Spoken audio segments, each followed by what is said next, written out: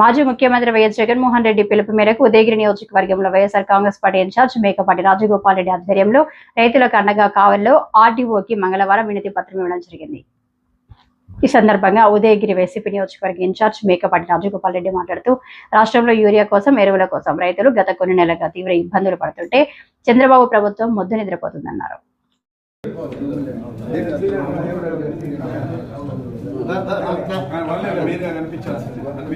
విషయం చెప్పండి సార్. విషయం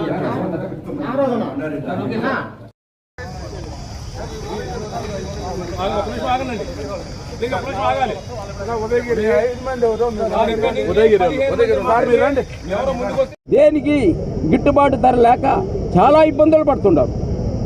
ఈ గిట్టుబాటు ధరలు ఇవ్వకుండా పోయి ఏదన్నా మాట్లాడితే వాడిని లోపలేయడం అంటే ఎవడు లోపలికి పోతాడో ఏమిటో అర్థమే కావటంలే. దారిని పోతుంటాడో ఒకడు వచ్చి పోలీసు వాళ్ళు వచ్చేసి ఇమీడియట్గా వాడిని పట్టుకొని పోతారు. ఎందుకు పట్టుకుపోతారో వాడికి తెలియదు. అదే అటువంటి పరిస్థితి అనేది ఏర్పడింది అంటే ఆంధ్రప్రదేశ్లో చంద్రబాబు నాయుడు ఇటువంటి దౌర్భాగ్యమైన స్థితి ఏర్పరచడం అనేది చాలా దురదృష్టకరం. అక్రమ కేసులు ఎవరికి అసలు ఎందుకు పెడుతున్నారో అర్థం కాని పరిస్థితుల్లో ఉన్నది. ఈరోజు ప్రతాప్ కుమార్ రెడ్డి ఆయన నాకు తెలిసి చాలా పెద్ద మనిషి. ఆయన మీద ఎందుకు పెట్టారో ఈ కేసులు పెట్టడం జరిగింది. అదేవిధంగా ఒకళ్ళని కాదు ప్రతి ఒక్కళ్ళని ఆ కేసులు 90 రోజులు అయిందంటే దాని మీద ఏమాత్రం కేసులు దాన్ని నిరూపించలేక ఏదో ఒక విధంగా బెయిల్ ఇచ్చేది మళ్ళీ పంపిస్తుండేది. ఈ పద్ధతిలో ఉంది.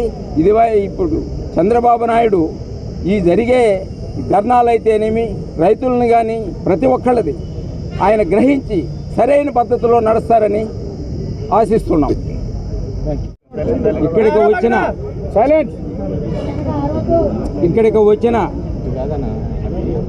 రైతు సోదరులకి, ప్రింట్ అండ్ మీడియా ప్రతినిధులకి ప్రతి ఒక్కరికి పేరు పేరున ధన్యవాదాలు. ఈ కూటమి గవర్నమెంటు వచ్చిన తర్వాత ఇటువంటి ధర్నాలు స్టార్ట్ చేయటము 3వ నెల నుంచే జరగటం ప్రారంభమైంది.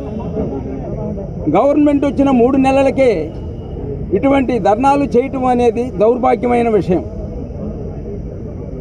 అయితే 4 సార్లు ముఖ్యమంత్రి అయిన చంద్రబాబు నాయుడు గారు సూపర్ 6, సూపర్ 7 అని చెప్పటం, చెప్పిన ఏది కూడా పాటించకుండా పోవటం చేయటం అనేది చాలా దారుణమైన విషయం.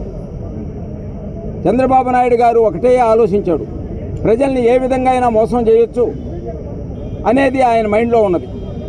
ఆ పద్ధతిలోనే 14, 19 మధ్య అట్నే చెప్పాడు. రుణమాఫీ అని చెప్పేసి ప్రజల్ని, రైతుల్ని మాత్రం చాలా ముంచడం జరిగింది. అదే పద్ధతిలో ఇప్పుడు కూడా ఆయన చెప్పిన పథకాలన్నిటికీ రైతులకి ఈరోజు నరకం చూస్తున్నారు. యూరియా బస్తా దొరక్క క్యూలో నిలబడి రోజులు పొడిగించడం, క్యూలో నిలబడి వెయిట్ చేస్తున్నా కూడా ఒక బస్తా దొరికే పరిస్థితి ఏమాత్రం కనిపించడం లేదు.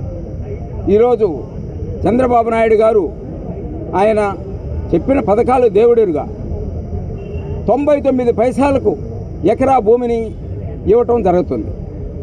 99 పైసలకు పెద్ద కోటీసులకి, పెద్ద ఇండస్ట్రియలిస్టులకి 99 పైసలకి ఇవ్వాల్సినంత అవసరం ఏముంది? వాళ్ళకి డబ్బులు లేకపోతే ఇండస్ట్రీ ఏ విధంగా పెడతారు?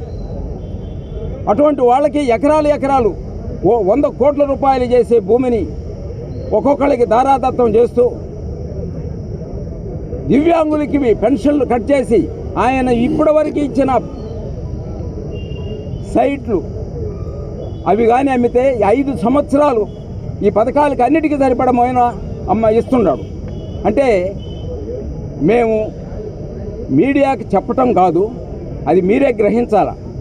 ఇంతంత 99 పైసలకి ఎకరా ఇచ్చి 100 కోట్ల రూపాయలు చేసే ఎకరాన్ని 99 పైసలకి ఇవ్వటం అంటే ఏంటి, మధ్యలో జరిగే మతలాభులు ఏమిటి అనేది ప్రతి ఒక్కరు గమనించాల. అదే కాదు నేను ఆలోచించింది ఏంటంటే ఇది ఈ 99 పైసలకి ఇచ్చి ప్రజల్ని మోసం చేస్తూ ఇది ఒక రెవల్యూషన్ ఖచ్చితంగా తీసుకురావాలనేది నా ఉద్దేశం. అదేవిధంగా గిట్టుబాటు ధరలు కానీ ఏది కూడా రైతులు మరీ అన్యాయం అయిపోతున్నారు. ఏ పంటకి నేను గడప గడపకి తిరిగే టైంలో నేను రైతులను గమనించాను. ప్రతి పంటకి పొగాకు కానీ, మిర్చి కానీ, వరి కానీ ప్రతి ఒక్కదానికి వాళ్ళు అనుకున్న రేట్ల కంటే మంచి రేట్లు వచ్చి అందరూ సంతోషంగా కనిపించారు.